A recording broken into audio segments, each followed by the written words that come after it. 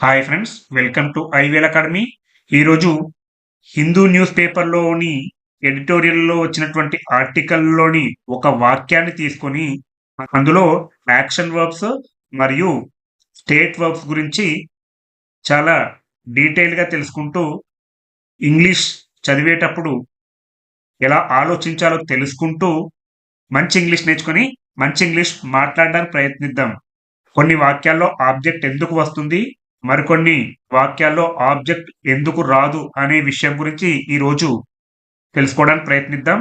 మీరు మాత్రం Hindu news paper explain చేయండి పూర్తిగా అని అంటే గనక నేను కేవలం ఎక్స్ప్లెయిన్ చేస్తూ ఉంటాను. మీరు చాలా హ్యాపీగా ఉంటారు. ఆ రోజుతో అయిపోతుంది. నేను ప్రతిరోజు ఒక్కొక్క టాపిక్ గురించి, ఒకరోజు వెర్బ్ గురించి, ఒకరోజు ఆబ్జెక్ట్ గురించి, అలాగే ఇంకొక రోజు కాంప్లిమెంట్ గురించి, అటాచ్మెంట్స్ గురించి చెబుతూ ఉంటే కొన్ని రోజులకు, అంటే కొన్ని వీడియోలు చూసిన తర్వాత మీకు మీరే న్యూస్ పేపర్ చదువుతారు. అలా కాకుండా నేను ఈ ఎడిటోరియల్ ఆర్టికల్ అంతా ఎక్స్ప్లెయిన్ చేస్తుంటే మీకు నేను చెప్పినంత వరకు అర్థమవుతుంది. ఒకసారి నేను చెప్పడం ఆపిన తర్వాత మీరు చదివితే మళ్ళీ మీరు చదవడం మొదలు పెడితే కన్ఫ్యూజింగ్ గా ఉంటుంది. కాబట్టే నేను ఈ డెసిషన్ తీసుకోవడం జరిగింది. ఇలా ఎన్ని రోజులు మీకు చెబుతూ ఉండాలి, మీకు మీరుగా కూడా చదువుతూ అర్థం చేసుకోవాలి. అలా అర్థం చేసుకున్నప్పుడే నేను చెప్పిన దానికి ఒక సార్థకత ఉంటుంది. కాబట్టి నేను ఏదో ఒక ఇంగ్లీష్ వాక్యాన్ని తీసుకొని ఎడిటోరియల్ పేజీలో కానియండి, లేదా జనరల్ ఆర్టికల్‌లో కానియండి, ఒక వాక్యాన్ని తీసుకొని ప్రతి ఒక్క గ్రామర్ పాయింట్ ఎక్స్‌ప్లెయిన్ చేయడానికి ప్రయత్నిస్తాను. మీరు ప్రతిరోజు క్రమం తప్పకుండా వీడియోలు చూస్తూ, లైక్ చేస్తూ, హైప్ చేస్తూ, షేర్ చేస్తూ, సబ్స్క్రైబ్ చేస్తూ ఉండండి. తప్పకుండా చాలా కొద్ది రోజుల్లోనే మీకు ఇంగ్లీష్ మీద పట్టు సాధిస్తారని తప్పకుండా చెప్పగలను. సో ఈరోజు ఇక్కడ ఉన్నటువంటి ఎడిటోరియల్ ఆర్టికల్‌లోని ఒక వాక్యాన్ని తీసుకొని సింపుల్‌గా ట్రాన్స్‌లేట్ చేయడమే కాకుండా థింక్ చేసుకుంటూ అర్థం చేసుకోవడానికి ప్రయత్నిద్దాం. Let us not translate, let us think. దీనికి మీ అందరూ సహకరిస్తారని కోరుకుంటూ ఈ వీడియోలోకైతే వెళ్ళడం జరుగుతుంది. ముందుగా హిందూ ఎడిటోరియల్ పేజీలో వచ్చినటువంటి ఈ వాక్యాన్ని చదువుదాం. The president of India has assented to the Viksit Bharat guarantee for Rozgar and Ajeevika mission Gramin act 2025, enhancing the statutory wage employment guarantee to 125 days and strengthening rural livelihoods through empowerment, convergence and saturation based delivery for a resilient, self-reliant rural Bharat. ఇదంతా కేవలం ఒకటే వాక్యం. నేను దీన్ని సింపుల్గా translate చేసి అనువదించగలను. కానీ సింపుల్గా అనువదిస్తే మీకు అప్పటి వరకు మాత్రమే అర్థమవుతుంది. ఇలాంటి వాక్యాన్ని ఇంకొకటి ఇస్తే మీరు అర్థం చేసుకోవడంలో ఇబ్బంది పడతారు. కాబట్టి దీన్ని చాలా డీటెయిల్గా తెలుసుకుందాం. ఈ వాక్యాన్ని డీటెయిల్గా తెలుసుకునే ముందు అసలు ఒక వాక్యంలో ఆబ్జెక్ట్ ఎందుకు వస్తుంది, ఎందుకు రాదు, action verbs versus state verbs గురించి తెలుసుకుందాం చాలా డీటెయిల్గా. మీరు తొందరపడొద్దు, అన్నీ ఒకసారి నేర్చుకోవాలని ఒకదాని తర్వాత ఒకటి నేర్చుకుంటే అన్నీ క్లియర్ అవుతుంటాయి. చాలా మందికి చాలా డౌట్స్ వస్తుంటాయి నేర్చుకునేటప్పుడు, అదేంటి ఇదేంటి అని. మీకు క్యూరియాసిటీ ఉంటే తప్పులేదు, అంటే కుతూహలం ఉంటే తప్పులేదు. కానీ అన్నీ ఒకసారి నేర్చుకోవాలని మాత్రం అనుకోకండి. ఒకదాని తర్వాత ఒకటి నేర్చుకుంటూ ఉండండి. ముందుగా action verbs versus state verbs. నేను గత క్లాస్లో కూడా చెప్పాను, యాక్షన్ వర్బ్స్కి మాత్రమే ఆబ్జెక్ట్స్ ఉంటాయి, స్టేట్ వర్బ్స్కి ఆబ్జెక్ట్స్ ఉండవు, కేవలం కాంప్లిమెంట్స్ మాత్రమే ఉంటాయి. అలాగే నేను మళ్ళీ ఒకసారి గుర్తు చేస్తున్నాను, ఒక వాక్యంలో సబ్జెక్టు, వెర్బ్, ఆబ్జెక్ట్ లేదా కాంప్లిమెంట్, అటాచ్మెంట్స్ ఇవి మాత్రం మీరు అసలు మర్చిపోవద్దు. నోట్ చేసుకోమని చెప్పాను, మీరు నోట్ చేసుకునే ఉంటారు. వాక్యంలో తప్పకుండా సబ్జెక్టు, వెర్బ్ ఉండాలి. ఈ సబ్జెక్టు, వర్బ్ అనేటటువంటివి వాక్యానికి బ్యాక్ బోన్ వంటివి. సబ్జెక్ట్, వర్బ్, ఆబ్జెక్ట్ లేదా కాంప్లిమెంట్ ఈ మూడు కూడా మెయిన్ మూవీ లాంటిదైతే ఈ అటాచ్మెంట్స్ అనేది బ్యాక్గ్రౌండ్ మ్యూజిక్ అని కూడా చెప్పుకున్నాం. కేవలం మీకు గుర్తు చేయడానికి మాత్రమే చెప్తున్నాను. ఇవి మీకు క్లియర్‌గా తెలియాలంటే పార్ట్ 1లో చూడండి. నేను ఆల్రెడీ చేశాను. ఇది పార్ట్ 3 వీడియో. పార్ట్ 3 నేను హిందూ న్యూస్ పేపర్ ఎడిటోరియల్‌లోని వాక్యాన్ని తీసుకొని ఎక్స్‌ప్లెయిన్ చేస్తున్నానంటే ప్రాక్టికల్‌గా ఎక్స్‌ప్లెయిన్ చేస్తున్నాను. ఏదో థియరీలో ఇలా ఉంటుందని ఓరల్‌గా చెప్పే కంటే ప్రాక్టికల్‌గా అర్థమవుతుందని చెప్తున్నాను. ఇంగ్లీష్‌లో గ్రామర్ కన్‌ఫ్యూజన్ రూల్స్ వల్ల కాదు. వర్బ్ నేచర్ అర్థం కాకపోవడం వల్ల మనం కన్‌ఫ్యూజ్ అవుతుంటాం. చాలామంది ఏంటంటే గ్రామర్ రూల్స్ ఎక్కువ ఉంటాయంటారు. కానీ మనం వర్బ్ యొక్క నేచర్ అర్థం చేసుకోవాలి. Action Warba? State Warba? Action verb అయితే ఆబ్జెక్ట్ ఉంటుంది. స్టేట్ వర్బ్ అయితే కాంప్లిమెంట్ మాత్రమే ఉంటుంది. ఈ వీడియో అయిపోయేసరికి ఈ వెర్బ్‌కి ఆబ్జెక్ట్ వస్తుందా? రాదా? మీకు మీరే డిసైడ్ చేయగలుగుతారు. డిసైడ్ చేస్తారు. ఏ చిన్న సందేహం వచ్చినా కామెంట్ చేస్తూ ఉండండి. నేను వాటికి రిప్లై ఇస్తాను. ముందు సెంటెన్స్ అంటే ఏంటి? ఏదో ఒకరు ఏదో చేస్తారు. లేదా ఏదో ఒకటి ఏదోలా ఉంటుంది అని తెలుగులో చెప్తాం. సబ్జెక్ట్, వర్బ్ అనేది కంపల్సరీ 2 తప్పకుండా ఉండాలి వాక్యంలో. ఆబ్జెక్ట్ కేవలం కొన్ని సార్లు మాత్రమే ఉంటుంది. No verb, no sentence. Verb లేకపోతే వాక్యం ఉండదు. నౌ మెయిన్ క్వెషన్ ఏంటంటే వెర్బ్ అంటే ఏంటి? దీని గురించే ఈరోజు డీటెయిల్‌గా తెలుసుకుందాం. వెర్బ్ అంటే ఏంటి? వెర్బ్ అంటే వాట్ ద సబ్జెక్ట్ డస్ అంటే సబ్జెక్ట్ చేసే పని, కర్త చేసే పని. లేదా వాట్ ద సబ్జెక్ట్ ఈస్ అంటే ఆ కర్త ఉన్న స్థితి. సబ్జెక్ట్ ఉన్నటువంటి స్థితిని తెలియచేసేది లేదా సబ్జెక్ట్ చేసే పనిని తెలియచేసేది వెర్బ్ అంటారు. మీరు నోట్ చేసుకోండి. మళ్ళీ ఒకసారి చెప్తున్నాను. వెర్బ్ అంటే సబ్జెక్ట్ చేసే పని లేదా కర్త చేసే పని లేదా కర్త ఉన్నటువంటి స్థితి. వెర్బ్ అంటే చాలామంది అనుకుంటారు కేవలం యాక్షన్, చర్య అని మాత్రమే అనుకుంటారు. వెర్బ్ అంటే చర్య ఒకటే కాదు, స్థితి కూడా తెలియచేస్తుంది. అంటే అతని యొక్క స్థితి. ఇది 2 రకాలుగా చెప్పొచ్చు. Verb is not only action, even it is a state అంటే స్థితి అని కూడా చెప్పొచ్చు. ఇక్కడ ముందుగా మనం చెప్పుకున్నాం 2 రకాల వెర్బ్స్ ఉంటాయని. ఒకటి action verbs, 2 state verbs. Action verb అంటే ఏంటి? A verb that shows a clear action done by the subject. Subject ఏదో ఒక పని చేస్తున్నట్లు చూపించే క్రియని యాక్షన్ వర్బ్ అంటాం. సబ్జెక్ట్ అంటే ఏంటి? ఇక్కడ కర్త. కర్త ఏదో ఒక పని చేస్తున్నట్లు చూపించే క్రియలనే యాక్షన్ వర్బ్స్ అంటారు. ఇక్కడ ఒక చిన్న లాజిక్ తెలుసుకోవాలి. యాక్షన్ వర్బ్‌లో ఆబ్జెక్ట్ ఎందుకు వస్తుంది? Because action goes from subject to something else. అంటే పని ఎవరి దాకా వెళ్తుందో అదే ఆబ్జెక్ట్. ఇప్పుడు నేను ఒక పని చేశాననుకోండి. ఆ పని ఎవరి దాకా వెళ్తుందో ఆ వెళ్ళిన వారే మనకు ఆబ్జెక్ట్‌గా చెప్పొచ్చు. మనం చేసే చర్యను దేనికైనా తగిలితే అక్కడే ఆబ్జెక్ట్ కనిపిస్తుంది. ఆబ్జెక్ట్ అంటే కర్మ. సబ్జెక్ట్ కర్త. ఇక్కడ మనం ఎగ్జాంపుల్స్ తీసుకుందాం. I eat rice.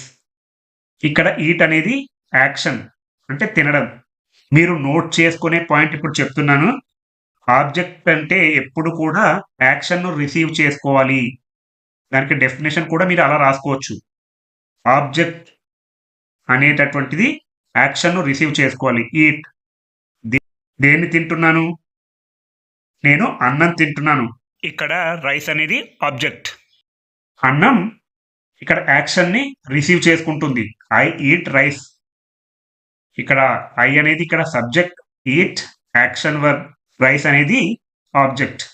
ఒకసారి చెప్తున్నాను. ఎప్పుడైనా కూడా ఆబ్జెక్ట్ అనేది యాక్షన్‌ను రిసీవ్ చేసుకుంటేనే అది ఆబ్జెక్ట్ అవుతుంది. మీరు నోట్ చేసుకోండి. కొన్ని వాక్యాలను పరిశీలించండి. కొన్నిసార్లు కన్‌ఫ్యూజ్ అవుతుంటారు. కన్‌ఫ్యూజ్ అయినా కూడా తొందరపడొద్దు. ఇలాంటి వీడియోలు మరిన్ని చేస్తూ ఉంటాను. మనకు వర్బ్స్ అనేవి కేవలం 2 వర్బ్స్ కాదు. చాలా వర్బ్స్ ఉన్నాయి. నేను ఒకదాని తర్వాత ఒకటి అలా ఎక్స్‌ప్లెయిన్ చేస్తున్నాను. రెండో ఎగ్జాంపుల్ రాసుకుందాం ఇక్కడ. She wrote a letter. టీ అంటే ఇక్కడ సబ్జెక్ట్ ఆమె. Wrote action. రాసింది. ఇది వెర్బ్‌గా చెప్పొచ్చు. Action verb. ఎందుకు యాక్షన్ వర్బ్ అని చెప్తున్నామంటే ఆ ఉత్తరాన్ని రాసింది. ఈ రాయడం అనేది ఈ లెటర్‌లో ఉంది. అంటే ఈ ఆబ్జెక్ట్ యాక్షన్ని రిసీవ్ చేసుకుంటుంది. యాక్షన్‌ను రిసీవ్ చేసుకునేదే ఆబ్జెక్టు. కొన్ని వర్బ్స్ ఉంటాయి. కానీ అవి యాక్షన్‌ను రిసీవ్ చేసుకోవు. అలా రిసీవ్ చేసుకోపోతే అది ఆబ్జెక్ట్ అవ్వదు. అది కాంప్లిమెంట్ అవుతుంది. మీరు నేను చెప్పే ఫ్లోని అలా ఫాలో అవుతూ ఉండండి. ఏమాత్రం తొందరపడొద్దు. తప్పకుండా మీరు మంచి ఇంగ్లీష్ అర్థం చేసుకుంటారు. మంచి ఇంగ్లీష్ ఆలోచిస్తారు. అలాగే మంచి ఇంగ్లీష్ మాట్లాడతారు. ఇక్కడ ఆబ్జెక్ట్ అనేది ఉంది. అలాగే ఇంకొక ఉదాహరణ హి ఓపెన్డ్ ద డోర్. హి అతను ఇది సబ్జెక్ట్ వర్బ్. ఓపెన్ చేశారు. ఓపెన్ అనేది వెర్బ్. తెరిచారు. The door. దేనిని తెరిచారు? ఆ తలుపును తెరిచారు. ఇక్కడ ఈ తలుపు అనేది యాక్షన్‌ను రిసీవ్ చేసుకుంటుంది. ఈ తెరవడం అనేది యాక్షన్. కాబట్టి ఇది రిసీవ్ చేసుకుంటుంది. ఏది రిసీవ్ చేసుకుంటుంది? ఈ తలుపు రిసీవ్ చేసుకుంటుంది కాబట్టి ఇది object. He open the door. ఇవి చిన్న ఎగ్జాంపుల్సే కదా మాకు అర్థమవుతూ ఉంటుంది. ఇలాంటి వాక్యాలను మేము చాలా చూసామని మీరు అనుకోవచ్చు. ఇలా చిన్నగా మొదలుపెట్టి చాలా బ్రాడ్‌గా ఎక్స్‌ప్లెయిన్ చేయడానికి ప్రయత్నిస్తాను. కొంతమందికి ఇవన్నీ కూడా తెలియొచ్చు. తెలిసినా కూడా వినండి. ఏమాత్రం నష్టం లేదు. మీకు ఈ టాపిక్ మీద క్లారిటీ వస్తుంది. యాక్షన్ వర్బ్ అంటే కర్త ఏదో ఒక పని చేస్తున్నట్లు చూపించే ప్రక్రియని యాక్షన్ వర్బ్ అంటాం. ఈ యాక్షన్ వర్బ్‌లో ఆబ్జెక్ట్ ఎందుకు వస్తుంది అంటే పని ఎవరి దాకా వెళ్తుందో అదే ఆబ్జెక్టు. ఇక్కడ ఈట్ తినడం అన్నాన్ని తింటున్నాడు. She wrote a letter. రాసింది దేనిని? ఎ లెటర్ లేఖను రాసింది. ఓపెన్డ్ తెరిచాడు. ద డోర్ ఆ తలుపుని. ఇప్పుడు టైప్ 2 స్టేట్ వర్బ్స్ గురించి తెలుసుకుందాం. మీకు ఇంకొంత క్లారిటీ రావచ్చు. ఇవి ఎప్పటికప్పుడు నోట్ చేసుకుంటూ ఉంటేనే మీరు ఒక్కొక్కసారి రివైజ్ చేసుకోవచ్చు. మీకు ఎక్కడైనా డౌట్ ఉంటే వెనక్కి వచ్చి నోట్స్ చెక్ చేసుకుంటే చాలా క్లారిటీ ఉంటుంది మీకు. ఇక్కడ స్టేట్ వర్బ్స్ అంటే ఏంటి? కర్త ఏదో పని చేయడం కాదు. ఏదోలా ఉందని చూపించే ప్రక్రియ. A verb that shows a condition, situation or state, not an action. ఇక్కడ చర్య ఉండదు. ఆ కర్త యొక్క స్థితిని తెలుపుతుంది. ఏ స్థితిలో ఉన్నట్టు. అలాంటప్పుడు స్టేట్ వర్బ్స్ అంటాం. ఇక్కడ ముఖ్యమైనటువంటి క్వెషన్ ఏంటంటే స్టేట్ వర్బ్స్‌లో ఆబ్జెక్ట్ ఎందుకు ఉండదు?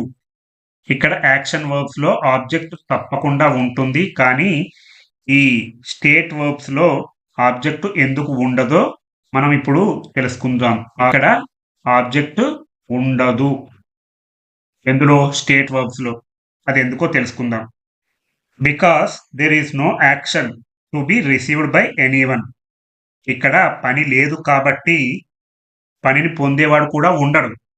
ఇక్కడ మనం ఏమని చెప్పుకున్నాం? స్టేట్ వర్బ్స్ అంటే స్థితి, కండిషన్, స్టేట్ దాని గురించి తెలుపుతుంది. అలాంటప్పుడు ఇక్కడ యాక్షన్ జరగదు కాబట్టి ఆబ్జెక్ట్ ఉండదు. ఇక్కడ యాక్షన్ చర్య జరుగుతుంది కాబట్టి రిసీవ్ చేసుకునే వాళ్ళు ఉండాలి కాబట్టి ఆబ్జెక్ట్ ఉంటుంది. పని ఏమీ జరగకపోతే ఇక్కడ ఆబ్జెక్ట్ ఉండదు. కామన్‌గా ఉండే స్టేట్ వర్బ్స్ ఎగ్జాంపుల్స్ ఇస్తాను ఒకసారి. బీ. బీ ఫార్మ్స్ అంటే ఇవన్నీ కూడా బీ ఫార్మ్సే. Is, am, are. Be forms అన్నీ కూడా స్టేట్ స్థితిని తెలియచేసేవే. సీమ్ అనిపిస్తుంది తెలుగులో. ఇది కూడా ఎగ్జాంపుల్. ఎగ్జిస్ట్ అంటే ఉండడం. అంటే స్థితిని తెలపడం. బిలాంగ్ అంటే చెందింది. మీరు ఈ పదాలు వినే ఉంటారు. ఇవన్నీ కూడా స్టేట్ వర్బ్స్. ఇవి వచ్చినప్పుడు ఆబ్జెక్ట్ ఉండదు. లివ్ నివసించడం. స్లీప్ నిద్రపోవడం. ఇవన్నీ కూడా కేవలం ఉదాహరణలు. వేటికి ఉదాహరణలు? స్టేట్ వర్బ్స్‌కి ఉదాహరణలు. Seem, exist, belong, live, sleep. అలాగే బీ కూడా స్టేట్ వర్బ్. స్థితిని తెలుపుతుంది కాబట్టి వీటి తర్వాత ఆబ్జెక్ట్ ఉండదు. కేవలం కాంప్లిమెంటే ఉంటుంది. స్టేట్ వర్బ్స్‌కి ఎగ్జాంపుల్ సెంటెన్సెస్ తెలుసుకున్నాం. ఇప్పుడు కేవలం పదాలను మాత్రమే తెలుసుకున్నాం. ఇప్పుడు ఎగ్జాంపుల్ వాక్యాలను తెలుసుకుందాం. ఉదాహరణకు హి ఈస్ టయర్డ్. ఇక్కడ హి అనేటటువంటి సబ్జెక్ట్, ఈజ్ అనేది వెర్బ్. టయర్డ్ అలసిపోయి ఉన్నాడు. ఇది స్థితిని తెలుపుతుంది. ఏది? ఇక్కడ ఈజ్ అనేది. అంటే స్టేట్ వర్బ్. ఇక్కడ ఆబ్జెక్ట్ ఉండదు. టయర్డ్ అనేది కండిషన్, అలసిపోవడం. అలసిపోయి ఉన్నటువంటి స్థితిని తెలుపుతుంది కాబట్టి ఇదనేది స్టేట్ వర్బ్. కాబట్టి నో ఆబ్జెక్ట్. ఇంకొక ఉదాహరణ, the baby slept. The baby అంటే ఆ పాప, ఇది సబ్జెక్ట్. స్లెప్ట్ పడుకుంది. ఇక్కడ మనకు ఏమాత్రం ఆబ్జెక్ట్ అవసరం లేదు. ఆమె ఉన్నటువంటి కండిషన్ పరిస్థితి నిద్రపోతుంది. ఇక్కడ మనకు ఎక్స్టెన్షన్ అవసరం లేదు. ఇంకొక ఉదాహరణ తెలుసుకుందాం. The land belongs to farmers. The land belongs to farmers అంటే ఆ భూమి రైతులది. ఇక్కడ బిలాంగ్స్ అంటే రిలేషన్షిప్ తెలుపుతుంది. స్టేట్ వర్బ్స్ అనేవి కేవలం వర్ణిస్తాయి, అవి ఏమీ చేయవు. ఆ భూమి ఎవరిది అంటే రైతులదని చెప్తుంది, అంటే స్థితిని తెలుపుతుంది. ఎవరిది? రైతులది. ఇక్కడ బిలాంగ్ కి యాక్షన్ అనేది ఏమీ లేదు. ఆ భూమి ఆ రైతులది. ద బేబీ స్లెప్ట్, ఆమె పడుకుంది. ఇక్కడ యాక్షన్ జరగలేదు కాబట్టి ఆబ్జెక్ట్ అనేది ఉండదు. సింపుల్ గా చిన్న కంపారిజన్, స్టేట్ వర్బ్స్ లో ఎప్పుడు కూడా ఆబ్జెక్ట్ ఉండదు. యాక్షన్ వర్బ్ లో ఆబ్జెక్ట్ జనరల్ గా ఉంటుంది. యాక్షన్ వర్బ్స్ లో ఆబ్జెక్ట్ సాధారణంగా ఉంటుంది. యాక్షన్ వర్బ్స్ లో చర్య అనేటటువంటిది ఉంటుంది, యాక్షన్ ఉంటుంది. ఈ స్టేట్ వర్బ్స్ లో యాక్షన్ ఉండదు. సింపుల్ ట్రిక్ ఏంటంటే చేసే పని వల్ల ఏదైనా మారితే అది యాక్షన్ వర్బ్ అవుతుంది, మారకపోతే స్టేట్ వర్బ్ అవుతుంది. ఈ స్టేట్ వర్బ్స్ లో పని జరగదు కాబట్టి పని పొందేవాడు ఉండడు, ఆబ్జెక్ట్ ఉండడు. ఇప్పుడు హిందూ న్యూస్ పేపర్లో ఉన్నటువంటి ఎడిటోరియల్ ఆర్టికల్లోని వాక్యంలోని వెర్బ్ని తీసుకొని అది స్టేట్ వర్బా లేదా యాక్షన్ వర్బా తెలుసుకుందాం. The president of India has assented to the act. The president అనేటటువంటిది ఇక్కడ ఏమవుతుంది? ఇంగ్లీష్లో మీ అందరికీ తెలుసు, సబ్జెక్ట్. ఇక్కడ వెర్బ్ ఏంటి? అసెంటెడ్. ఇది ప్రెజెంట్ పర్ఫెక్ట్ టెన్స్ లో ఉంది. నేను ఇక్కడ టెన్సెస్ చెప్పడం లేదు, ఈ వెర్బ్ యొక్క నేచర్ చెప్తున్నాను. ఈ అసెంటెడ్ అనేది వెర్బ్ గా చెప్పొచ్చు. ఇది వీటిలో ఉంది. To the act. ఇప్పటి వరకు మీరు క్లాస్ విన్నారు కదా, ఇది స్టేట్ వర్బ్ అవుతుందా, యాక్షన్ వర్బ్ అవుతుందా? అవసరమైతే వీడియో పాస్ చేసి ఆలోచించి చెప్పండి, ఏమాత్రం నష్టం లేదు. ఇది యాక్షన్ వర్బా లేదా స్టేట్ వర్బా? కొంతమంది యాక్షన్ వర్బ్ అని అనుకుని ఉంటారు, మరికొంతమంది కొంచెం తెలివిగా ఆలోచిస్తే స్టేట్ వర్బ్ అని కూడా అనుకుంటారు. సింపుల్ గా మనకు ఇది స్టేట్ వర్బా లేదా యాక్షన్ వర్బా అని తెలుసుకోవాలంటే ఒక క్వశ్చన్ వేసుకోండి. ఇక్కడ ప్రెసిడెంట్ అనేటటువంటి వ్యక్తి అంటే రాష్ట్రపతి ఏమైనా పని చేశాడా? ఇక్కడ ఇతను ఏమీ పని చేయలేదు. అసెంటెడ్ అంటే సమ్మతించారు. సమ్మతించడం అనేది యాక్షన్ వర్బ్ కాదు. హీ ఓన్లీ అగ్రీడ్ అఫీషియల్లీ, అధికారికంగా సమ్మతించారు. టు ది యాక్ట్, ఆ చట్టానికి సమ్మతించారు. చాలా మంది దీన్ని యాక్షన్ వర్బ్ అనుకుంటారు కాబట్టే తప్పుగా చదువుతుంటారు. ఇక్కడ ఆబ్జెక్ట్ ఉండదు. అసెంట్ అనేది స్టేట్ లేదా అగ్రిమెంట్ వర్బ్. ఇక్కడ అగ్రిమెంట్ కు సమ్మతించారు, అతను లేదా ఆమె సమ్మతించారు. ఇక్కడ టు అనేటటువంటి ప్రిపోజిషన్, ది యాక్ట్ అనేది కాంప్లిమెంట్. మీకు వచ్చిందనుకుంటున్నాను మీకు ఈ ఆర్డర్. మీరు ప్రతిరోజు ఈ పార్ట్ 1, పార్ట్ 2, పార్ట్ 3 ఇలా చూస్తూ ఉంటేనే మీరు కనెక్ట్ అవుతారు. మీ ఫ్రెండ్స్ కానీ మీ బంధువులకు కానీ చెప్తూ ఉండండి. నేను పార్ట్ 1 3 రోజుల క్రితం మొదలుపెట్టాను, ఇది 3వ వీడియో, తప్పకుండా కంటిన్యూ అవుతుంది. మీరు ఇవి కనుక రెగ్యులర్గా వింటే మీకు ఒక స్పష్టమైన క్లారిటీ వస్తుంది. ఎప్పుడో నచ్చినప్పుడు ఒక వీడియో చూసి మళ్ళీ ఇంకొక వీడియో చూస్తే మాత్రం చాలా అంటే చాలా కన్ఫ్యూజింగ్ గా ఉంటుంది, అర్థం కాదు. మళ్ళీ ఒకసారి చెప్తున్నాను, మీరు రెగ్యులర్ గా చూస్తూ ఉండండి. రెగ్యులర్ గా అంటే ఏంటి?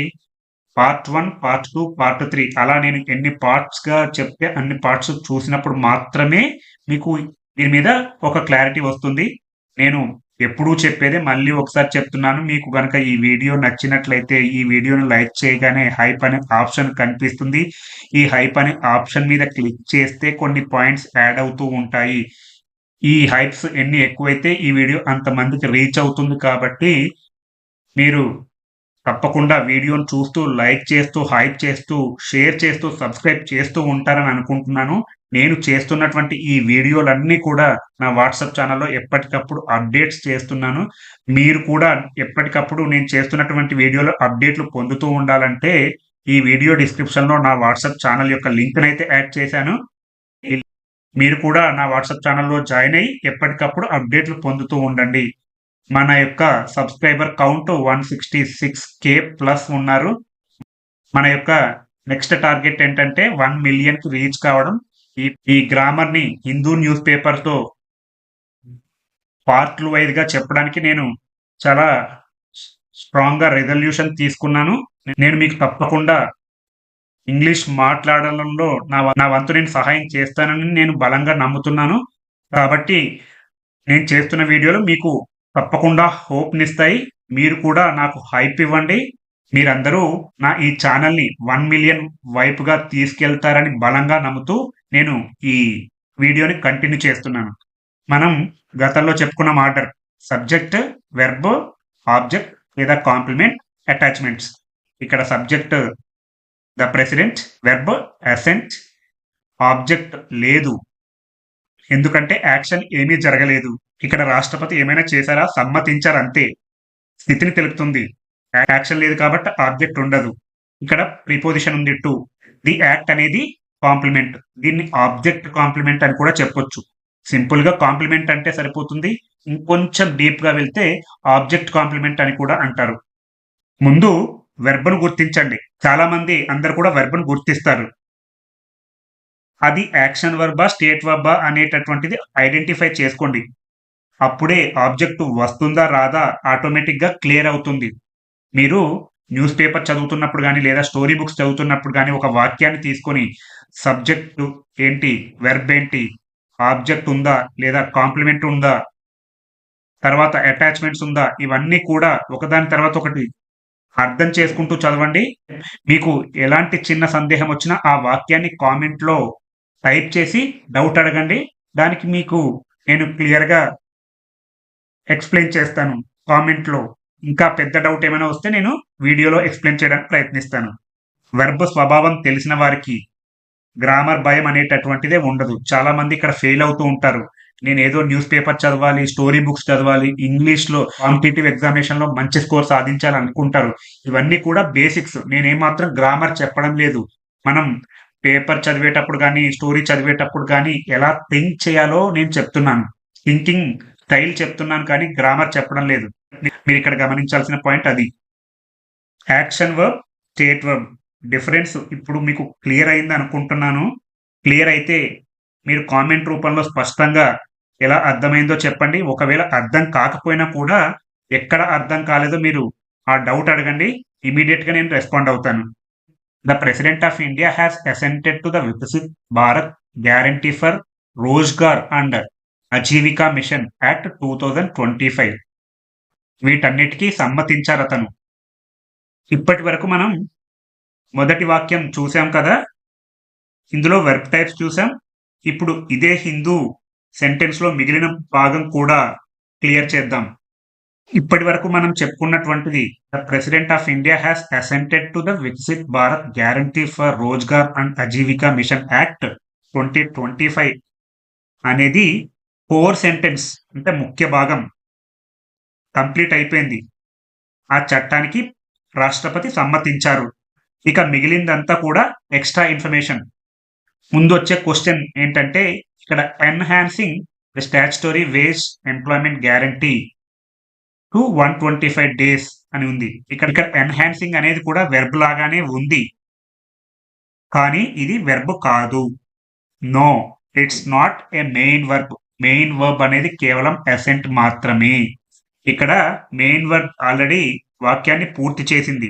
ఇక్కడ ఎన్హాన్స్‌కి ఇంగ్ ఫార్మ్ యాడ్ అయింది. ఎన్హాన్సింగ్ ఇది మెయిన్ వర్బ్ మీద ఆధారపడి ఉంటుంది. Enhancing is equal to attached verb అంటాం. దీన్నే పార్టిసిపుల్ అని కూడా అంటారు గ్రామర్‌లో. వెర్బ్‌కి ఇంగ్ ఫార్మ్ యాడ్ అయితే దాన్ని పార్టిసిపుల్ అంటారు. ఇది అటాచ్డ్ వర్బ్. ముఖ్యమైన క్రియ కాదు.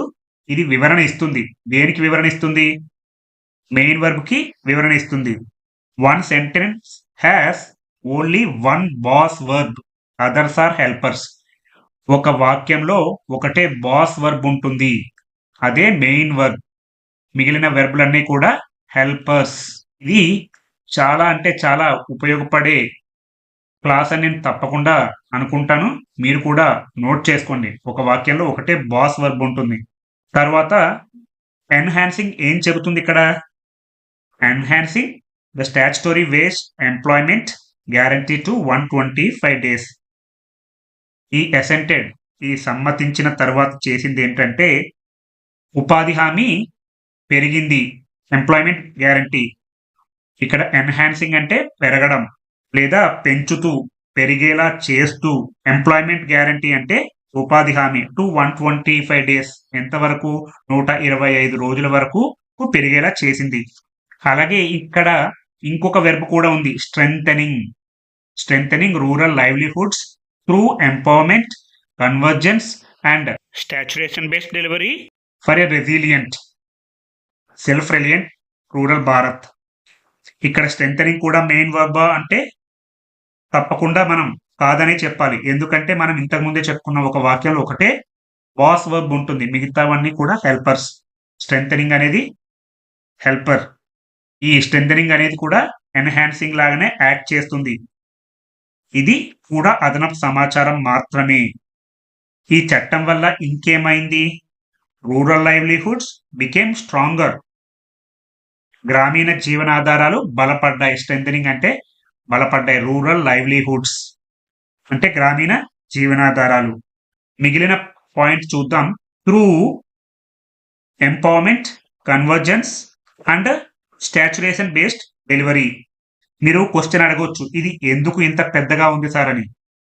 ఇది ఏం చెప్తుందంటే హౌ స్ట్రెంథెనింగ్ విల్ హ్యాపెన్. ఈ బలపడడం అనేది ఎలా జరిగింది. ఇది అటాచ్మెంట్ టైప్, డెకరేట్ చేస్తుంది అటాచ్మెంట్.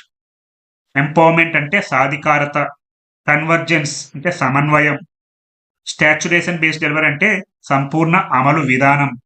సాధికారత, సమన్వయం, సంపూర్ణ అమలు ద్వారా ఇది సాధిస్తారు. ఇక్కడ ఆన్సర్స్ ఎలా అంటే హౌ, ఎలా సాధిస్తామనే దాన్ని చెప్తున్నాం, కానీ ఏమిటని కాదు. ఇవన్నీ ఎందుకు చేస్తున్నారు? ఒక పర్పస్ ఉంది. ఇది కూడా అటాచ్మెంటే. For a resilient, self reliant rural Bharat.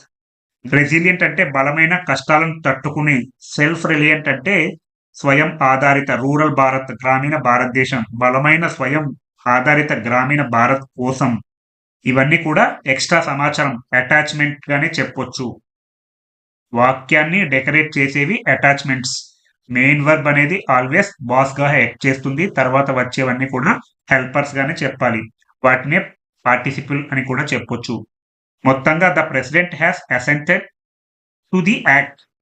రాష్ట్రపతి ఆ చట్టానికి సమ్మతించారు. సెంటెన్స్ కోర్ అనేటటువంటిది చాలా చిన్నగా ఉంది. ఇక్కడ మీనింగ్ లేయర్స్ అనేటువంటివి ఎక్కువగా ఉన్నాయి. Meaning layers are many, sentence core is small. Sentence core అంటే ముఖ్యమైనది ఏంటి? President of India has assented to the act. ఇదే మెయిన్ కోర్. మీనింగ్ లేయర్స్ అన్ని ఎక్కువగా ఉన్నాయి. ఇప్పుడు ఈ సెంటెన్స్ మొత్తం క్లియర్ అయిందని అనుకుంటున్నాను. పార్ట్ 4 లో verbs that never take object. కొన్ని వెర్బులు అసలు ఆబ్జెక్ట్ నే తీసుకోవు. అది ఎలా అర్థం చేసుకోవాలో ఆలోచిస్తూ దానిని చాలా డీటెయిల్ గా అర్థమయ్యేలా మీకు చెబుతూ మిమ్మల్ని ఆలోచించేలా చేస్తానని నేను మీకు ఖచ్చితంగా చెబుతున్నాను. మీకు ఈ వీడియో కనుక నచ్చినట్లయితే లైక్ చేయండి, షేర్ చేయండి, హైప్ చేయండి, అలాగే సబ్స్క్రైబ్ చేయండి.